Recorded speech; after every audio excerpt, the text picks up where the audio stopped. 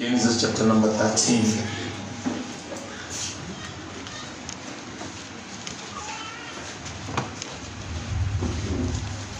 Genesis number 13. Nasoma mstari wa 14 na 15. So Bwana akamwambia Ibrahimu alipofika kisha kutengana na Lutu, inua sasa macho yako ukatazame kutoka hapo ulipo upande wa kaskazini na wa kusini, au mashariki au magharibi, maana nchi hii yote uionayo nitakupa wewe na uzao wako hata milele. Yehova, tunakushukuru kwa neno lako. Tuko tayari kupokea mfalme kutoka kwako. Ondoa yote yaliyo yetu mfalme, leta yote yaliyo yako. Asante kwa maana umetenda. Kwa jina la Yesu naomba na kuamini. Amen. Ndazungumza kuhusu the far you can see, I will give you. The far you can see, I will give you. Nilipokuwa nikisoma hii kitabu, God reminded me of a vision sila napatia watu. The Bible is speaking about God is concerned with our vision. Mungu is concerned with our vision and how we see things. He is very concerned. Unaona nini? Ndiposa wakati huu, wakati Musa, wakati Abraham, Mungu alimwambia ninataka kukupeleka katika nchi ya ahadi, nchi ambayo iko na maziwa na asali. Alimwambia in the spiritual realm. Abraham hapo ameiona physically, lakini aliona spiritually. Bwana asifiwe sana. Alipoiona spiritually, Biblia inasema kwamba alianza safari, akaanza kutembea katika hiyo safari. Nilikuwa naangalia katika maisha yetu, nilikuwa naona kwamba ukiangalia vile wamama wanalea watoto ama walimu, I've realized we have several teachers here. Sasa zingine unauliza mtoto, what would you like to be when you grow up? Wanajua huyu mtoto hajagrow, lakini there is a vision ataona mbele. Kuna kitu Mungu anazungumza ili anaona mbele kabla hajaanza safari yake. Na wakati anasema I would like to do this, wazazi wanafurahi, wanamuombea kwa maana wanajua ako na vision. Bwana asifiwe sana. Kuna vile Mungu anataka wewe uone mambo yake. Na ndiposa wakati Abraham alianza, praise the Lord, alimwambia umbali ule utaona ndio umbali nitakupatia. It's a very powerful statement. But tutakuja kwa hiyo. Shida ya sisi huwa nayo ni kwamba the devil comes and distorts our vision. He distorts our vision in order for us not to see what God has planned for us in our lives. Jeremiah anasema, I have good plans for you. And therefore God, when he has a good plans for us, anatuonyesha zile mipango ako nazo kwetu. Na hakuna mipango mibaya Mungu ako nayo kwa mtu. The way we are right now, we are struggling in plans that we have because we have deviated from the way that God wanted us to go. Ukienda kwa njia ambayo umepotea ndugu, you will struggle to find ways. Bwana asifiwe. Amen. Praise the Lord. Amen. Utangangana ili upate unaenda wapi na unatoka wapi. And when you get lost, if you don't ask for a proper vision, you will continue getting lost into the darkness. Kuna watu mahala hapa walianguka mtihani sio kwa sababu walikuwa waanguke, kwa sababu walijifanya hawezi uliza mwingine. Hello. Praise the Lord. Amen. Kuna watu hapa hawana shamba mahali kwa sababu walikuwa wanasema siwezi uliza fulani. can blur your vision, so that you don't see what God is intending for you to see. And that's why even in the garden of Eden, wakati Mungu alipanga mipango kwa ajili ya Adam na Hawa, kuna shetani alikuja akaleta distortion. God alimwambia Adam, ninataka ufanye hivi, lakini shetani akakuja akadivert. And when he diverted, akampatia Adamu, akaona ile tunda Mungu alimuonyesha kwamba si la kukuliwa, akamuonyesha it is pretty to eat. Distorted vision. Bwana asifiwe sana. Distorted vision. So sometimes unaweza tembea ukiwa na a vision that is distorted. Kwa sababu gani? Kwa sababu shetani anakuja mbele. Even when you are praying for something, be very, very careful. Because kwanza shetani analeta counterfeit. Unakimbilia, alafu na realize kumbe ni mwingine. Bwana asifiwe sana. It is very, very important to know what God desires for you as you focus on your vision. Kumbuka hiyo distortion ili cost Adam. So ile the blood vision you have, mahali vile unaangalia unatazama. Unajua kuna wakati mwingine Lot aliambia, Mungu alimwambia Lot akimuokoa, akamwambia Lot, nataka uende pale kwa milima. Lot akasema mimi sitaki kwenda kwa milima, nataka kwenda hapa chini. Akaenda chini, akaingia kwa cave. Mambo yale yalipata Lot kwa cave yalikuwa makubwa. Kwa maana Biblia inasema aliendelea kazini na watoto wake na akazaa na watoto wake. When you don't follow the vision of God, it is a tragedy. Bwana asifiwe sana. Amen. Wewe unafuata vision gani? Wakati Paulo alikuwa anahubiri injili akitumia ile the standard of the Pharisees and the Sadducees, walimwangalia wakamwambia enda, yeye akachukua fimbo akasema injili yangu nitahubiri na fimbo, and he beat people. Alipiga watu because of a distorted vision. You don't know. We have people, vibawa zao zimeuawa because of distorted vision, even from pastors, from ministers. Instead ya kuona Mungu anaona nini. If you go to a blind person na anakuongoza, or you go to a clever person alafu wewe unamdharau, you cannot see the vision. Kama wewe ni mwanafunzi kama uko hapa na unadharau mwalimu Mungu anakufundisha, you will never pass that subject. Hello. Praise the Lord. Amen. Hata kwa sababu ukiingia namna hii, you switch off. Nasema huyu mwalimu mimi mambo yake sisikiangi. Sio kwamba hausikiangi. It's because you have a distorted version.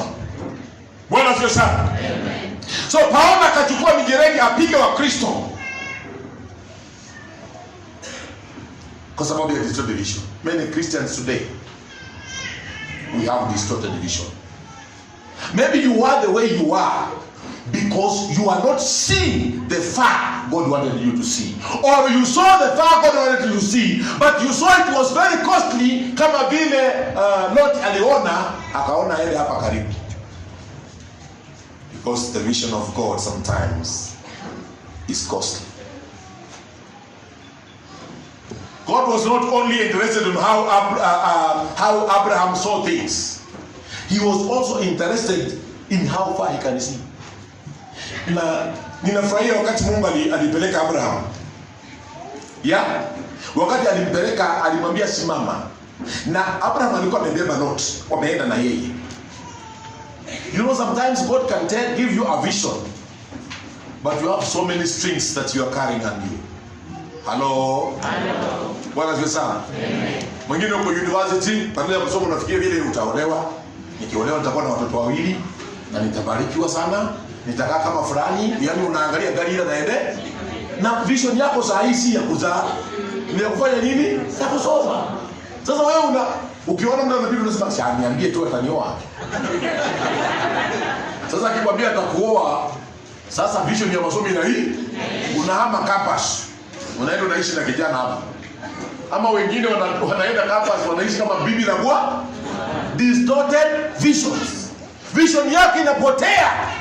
Mama anakaa nyumbani anafikiri mtoto anasoma, anamwambia mama si chakula imeisha, kumbe analisha boyfriend hapa.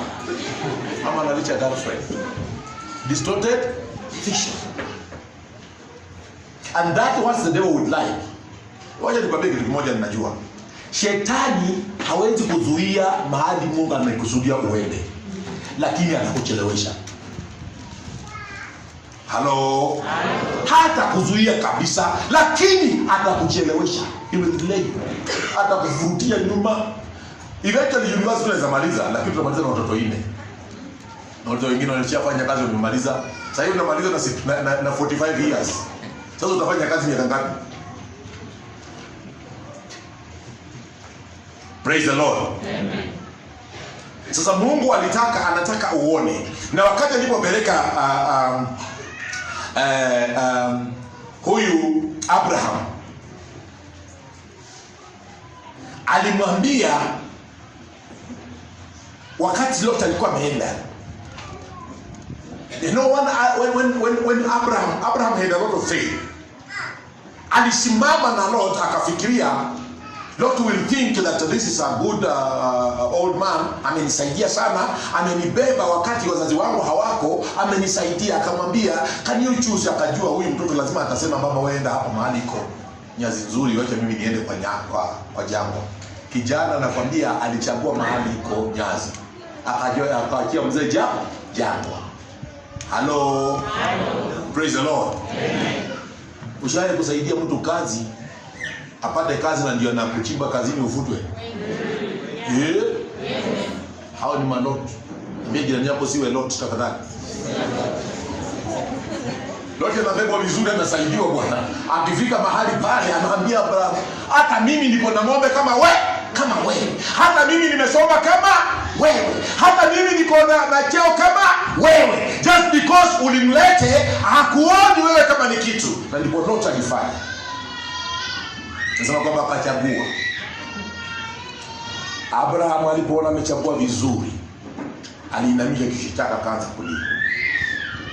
Akauliza Mungu, huyu ni mtu nilisaidia? Huyu ndio mtoto yatima nilibeba? If you are here na wewe ni yatima na umesaidiwa, usione ni nguvu zako mwenyewe. Ni neema ya Mungu ilileta huyo mtu maishani mwako.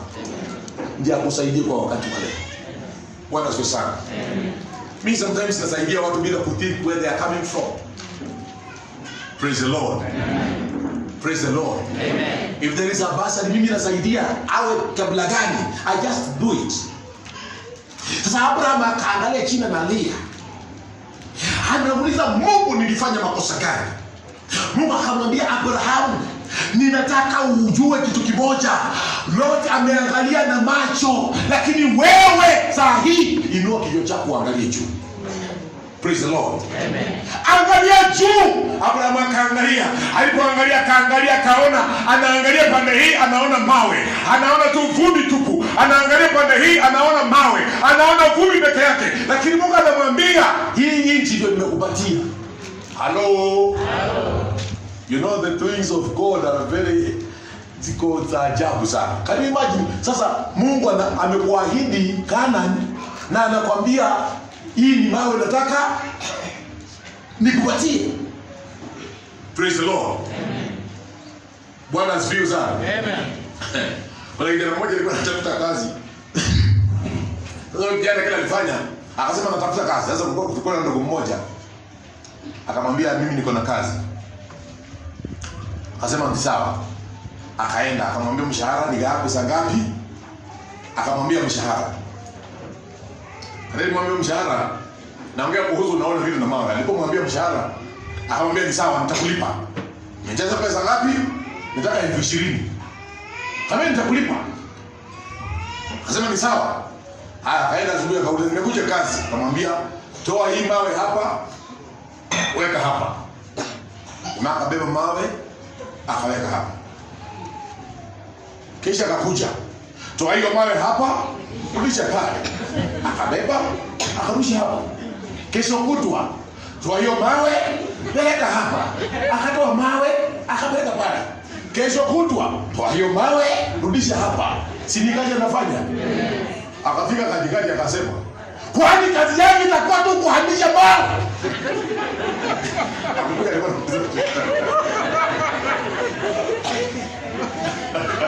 Bwana Yesu sana. Akasema nimewacha hii kazi. Kwani nilikuwa tu nikuhamisha mawe? Sasa alikuwa anatafuta kazi. Na siko na mshahara. Bwana Yesu sana. Sometimes unaweza ona vitu ya Mungu they look dry.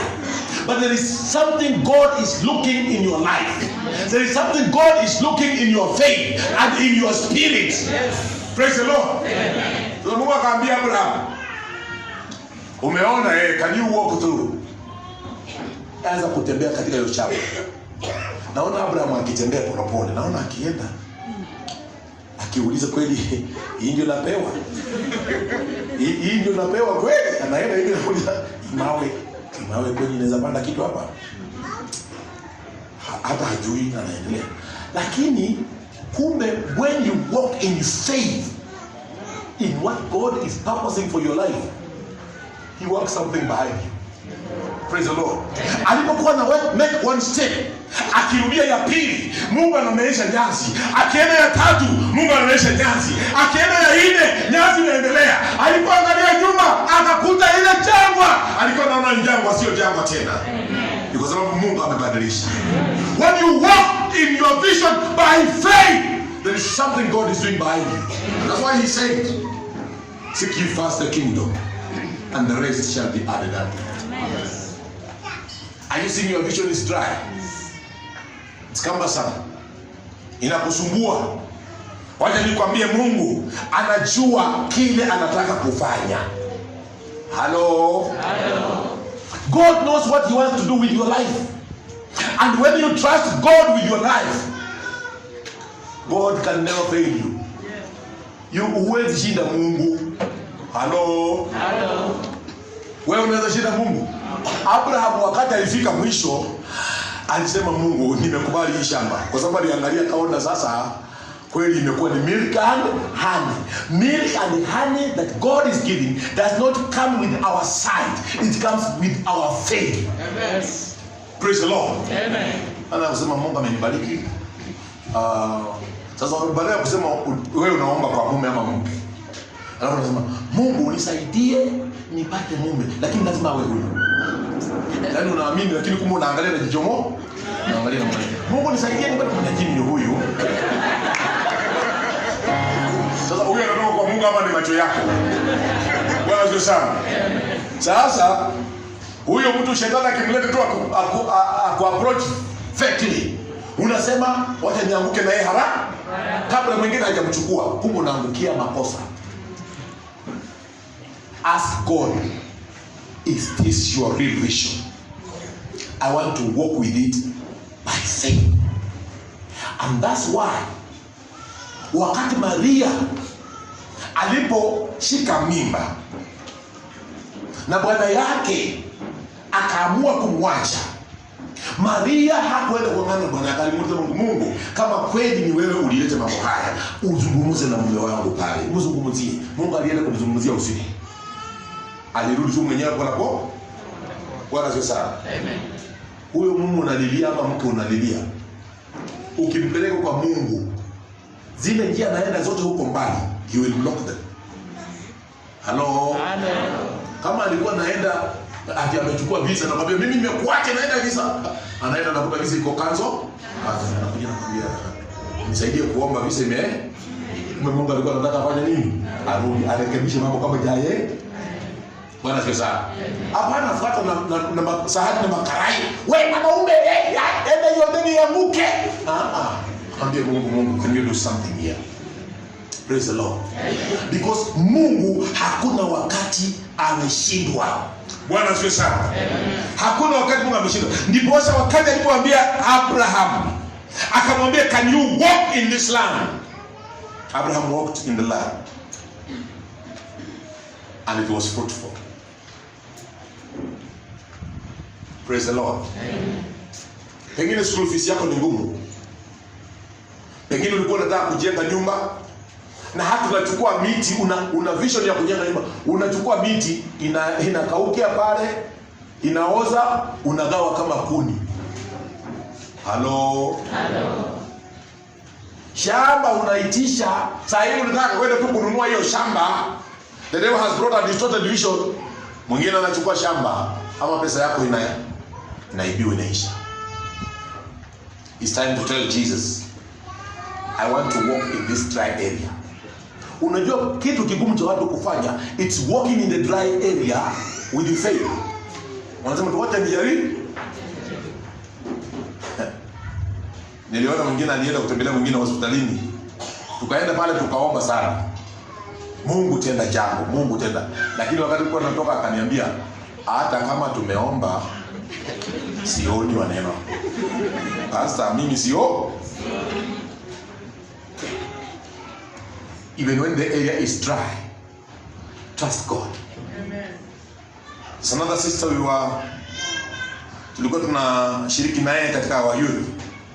Tulikuwa tunakuja saa zingine madoadoa kwa kanisa. Na akaenda, wakati alipokuwa ameenda katika raha zake, mlango ya gari sio hayakufunga vizuri. Wakipiga roundabout mlango ilifunguka. Akalandi kwa barabara. Kichwa ikapondwa. So wakati kile bondo huyo dada haongei, huyo dada hasemi. Baada alikuja kwa kanisa wakamwambia, alikuwa tu akamwambia watu wamuelewi. Kabia pastor huyo amekuwa hapa, akaniambia pana. And because we had a prayer team, nikamwambia can we trust God for this sister? Wakaniambia kwa sababu wewe ndio unasema unamjua, wewe ndio utaamini yeye. Sisi tutakufuata tu, wewe muaminie. Nikamwambia ni sawa. Nenda kwa nyumba yao tukamwaminia. Tukasema kama unajua huna imani ya huyu dada kupona, wewe toka kwa hii nyumba. Wengine walitoka, wengine tukabaki. Kwa maana wale walikuwa wamemuona kwa hospitali walijua si mtu ya kupona. Bwana asifiwe. So tukatoka hapa tukaenda kwa hospitali. Tukakuta hapo Kenyatta. Daktari akatuambia sisi hatutibu mtu ako kwa koma. Huyo alitaka kuja hapa siku 7 ako kwa koma. We cannot treat somebody in a coma. Kaambia Mungu alisema sio kwa kitanda ya hospitali. Ulisema hata kwa mauti unatoa mtu. Yes. Bwana asifiwe sana. So wakaniambia we cannot work. Nikamwambia hao tulikuwa nao, want to pray na tuombee huyu peke yake. Tunataka kuombea watu wale kwa hii ward wote. Within 7 days tusiwe na mtu amebaki hapa. Hai ndio akaniambia, pastor, unajua madaktari wakisema kitu huwezi ruka. Bwana asifiwe sana. And we want to pray. Tukaenda tukaombea huyu dada hasikii. Lakini tukamtangazia in 7 days hautakuwa kwa hiyo hospitali. Whether unasikia ama hausikii, God akona spare parts ya kila aina atakutoa hapa. Yes. Na tukaambia Mungu, can you prove you have all the spare parts? Tukaenda kwa wengine tukaombea. Tukatoka. Nikawaambia mimi, mtu asinipigie simu mpaka siku 7. Usinitafute mpaka 7 days. Tukaenda. Hakuna mtu alitutafuta.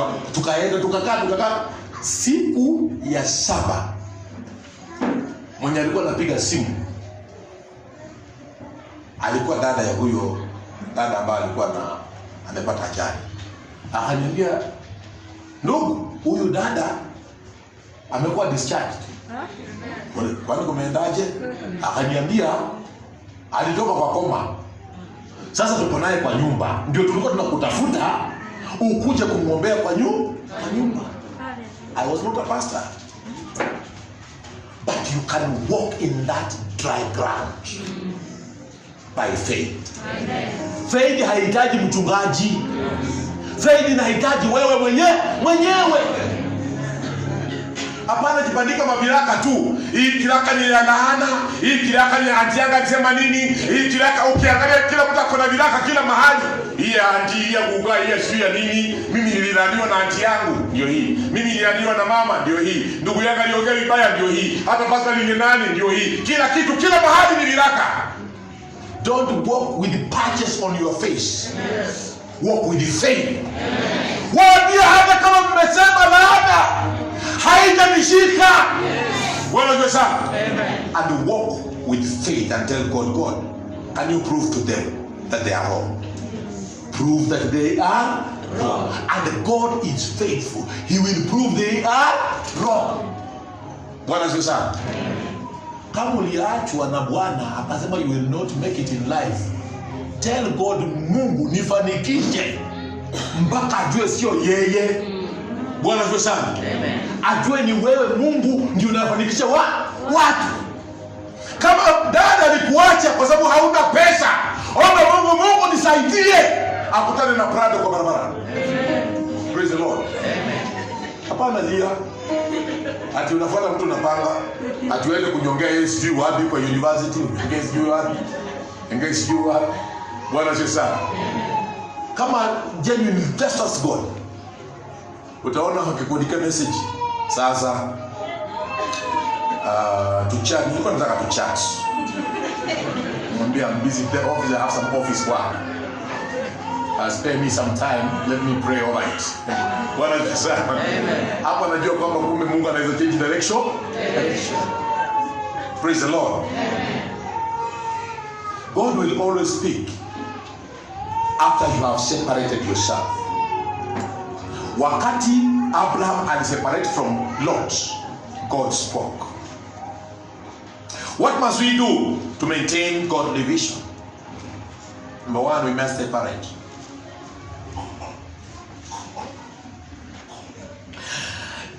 Number two, move in the direction God is leading you, not what you think. Ile direction Mungu anakuongoza, sema nitafuata. Ni ngumu ndio, lakini nitafuata. Bwana Yesu sana. Ndio tuliimba, najua Bwana anatengeneza nini? Njia. Hata kama hakuna njia, ati iko bahari tu imejaa ya sharo, wewe enda, kwa sababu Mungu amesema hapo ndio iko njia. Praise the Lord. Number three, you realize the hindrances to your vision and shake them off. Realize the hindrances to your vision na uzitoe. Kuna vitu vingine ni baggage, wachana nazo.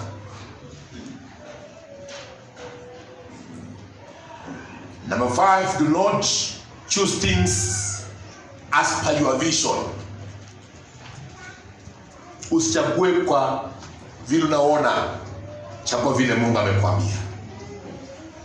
Praise the Lord. Amen.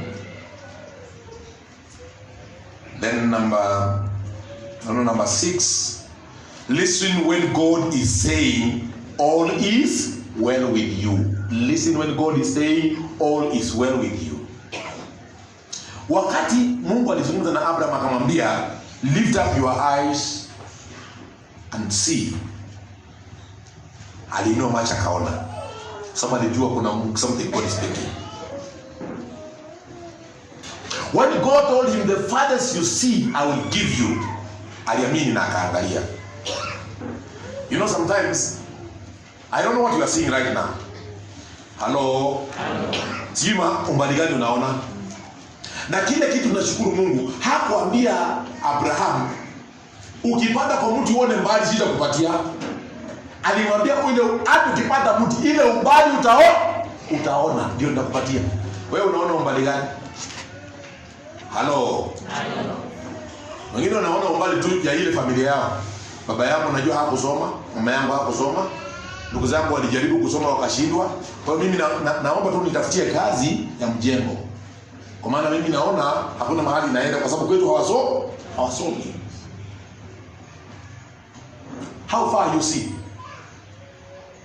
Kwa maisha yako unaona umbali gani ambao unataka Mungu afanye? Bwana asifiwe sana. Amen. How far you see? You know, mimi baba yangu akiwa hai, nilimwambia baba, kama wewe umejenga nyumba ya matope, mimi nitajenga ya mabati. Na kama ulijenga nyumba ya mabati, mimi nitajenga ya matofali. Na kama utajenga ya matofali, mimi nitajenga ya mawe. Na kama utajenga ya mawe, mimi nitajenga ghorofa. Nilikuwa namwambia Bwana Yesu sana. Nilimwambia I must be a step. Lazima nisongeshe mahali uliwacha. Siwezi hapana endelea tu kukaa kwa ile msingi baba yake aliwacha. You must move it somewhere. Yes. Hello. Sasa wengine wanangojea tu ile shamba baba anakata hapo. Wanangojea tu. Na wako tu hapa kataka. Sema baba, unajua baba hajakufa. Ndio tulikuwa tugawie shamba ndogo. Sasa unaonaje? Hata unaenda kunyoga baba yao. Ama wanaanza kwa Mungu. Unafikiri mtu anaomba na kama naomba baba akufe haraka tugawie shamba. Mungu saidia baba akufe na mama huyu tugawie shamba. Because their vision is just there. Your vision should be baba na mama wako na yao. Nataka mimi niwe na yao. Praise the Lord. Sio tu mama, mimi naona nataka kusongesha karumu hapa kwa nyumba yako hii. Nivute hapa hivi, nataka kuoa.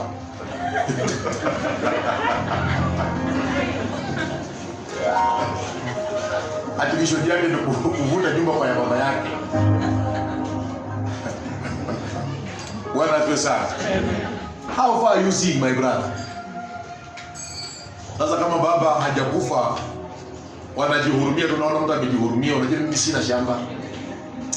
Sijui nitafanya namna gani bwana. Wazazi wamekataa kugawa shamba. Hiyo shamba ni yao.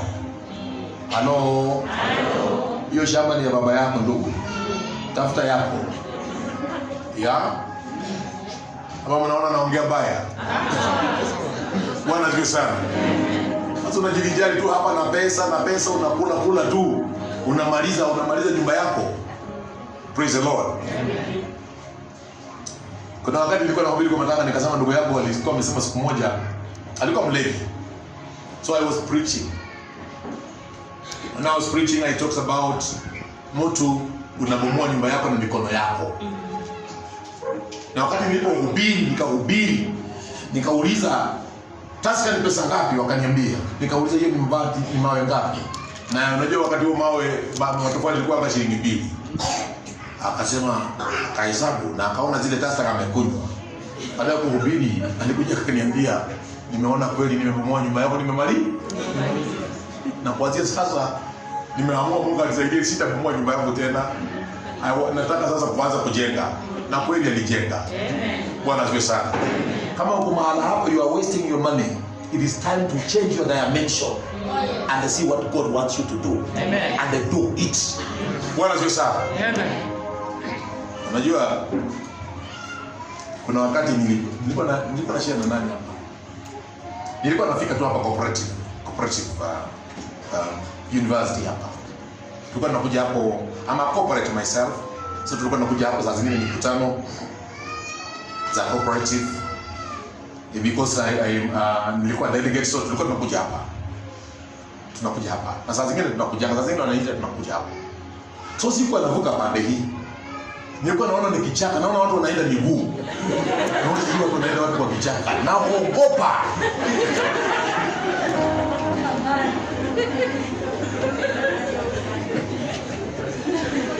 Sasa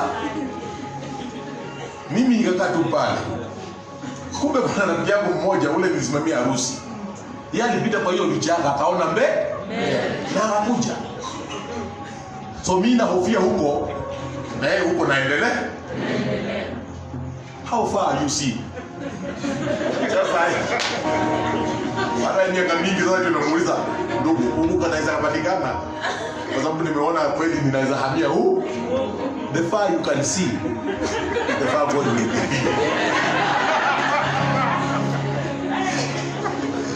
Bwana asifiwe sana. Wewe pengine wewe uko kama mimi bwana. Sasa imagine niko hapa. Hamna pastor here. Kumbe kulikuwa na watu kataka huko.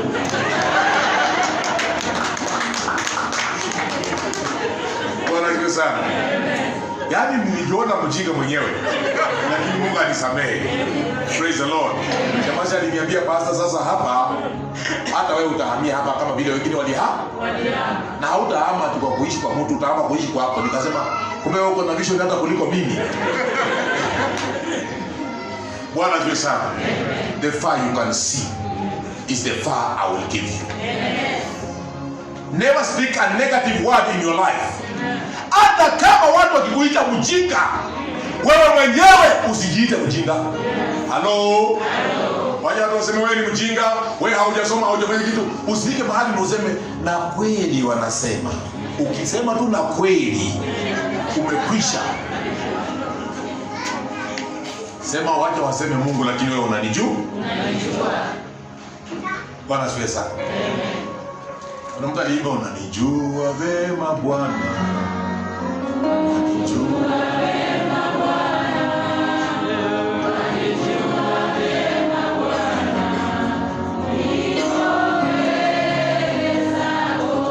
Bwana. Sasa wewe unasema Mungu amechelewa na uko mbele zake. Praise the Lord. Amen. I know what people fear. People fear kufinyangwa. Wakati Mungu anakufinyanga, si bread and butter. Hello? Kwa hiyo bado ni vinyange. Wakati anapoanza kupraise, matope hiyo namna hii. Na anasema mimi nakufinya. I want you to be what I want. And if you want to be a beautiful pot, you must be ready to be refined. Na refining si rahisi. Bwana asifiwe sana. Wacha niombe Mungu atusaidie. Tutajua mambo yale Mungu amekusudia tufanye. God brought me here because amenipitia experience nyingi na nataka mtu hapa barikiwe. Kama ulikuwa unapanga kutoka kwa kanisa hii usiame. Kwa maana baraka zako ndio zimefika. Bwana asifiwe sana. Praise the Lord. Amen. And then God knows God is going to do something. Can we stand, please? I want us to pray. Oh, hallelujah. Father, I thank you right now. You're such a wonderful and faithful God. That you have promised us the fire we can see is the fire you are giving unto us. We are praying that, Father, give us your vision. That we shall see the Father to our God. But what we do, we shall do according to your kingdom and according to your will. May you help us, my Father, where we have gone astray, where you have gone wrong, King of glory, that we shall do what you want us to do. We thank you and we bless you. In Jesus' name we pray and believe. Amen.